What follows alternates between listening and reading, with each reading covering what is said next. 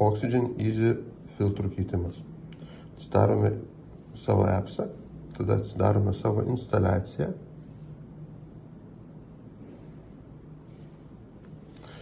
Pasižiūrime filtrų klikuoti, šiuo metu yra 6% ir 7%.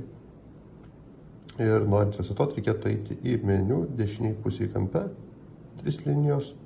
Tada pasirenkame prietaisų parametrai.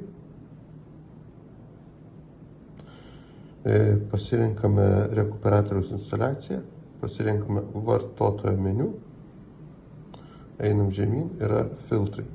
Pasirenkam filtrai ir tada prasideda filtrų keitimo procedūra. Pasirenkame taip, kad norime keisti filtrus.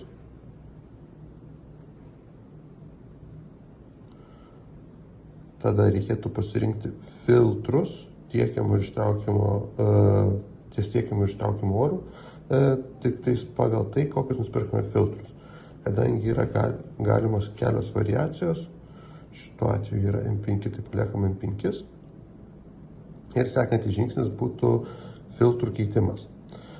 Tik pagal loginę seką, kadangi loginėj sekoj mes vienu metu 2 darbų nepadarome, dėl to pasirinkus abu filtrus iš karto ir spaudžiant priimti, bus atmestas keitimas, kadangi keičiame kiekvieną filtrą po vieną. Tai šituo atveju pasirenkame taip, priimti, tada kitas filtras taip pakeitėm, priimti ir lieka paskutinis žingsnis, ar filtrų keitimai baigti, primėjom, kad taip.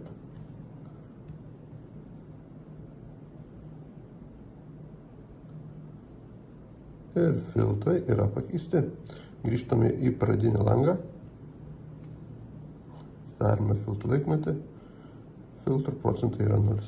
Filtrai pakeisti.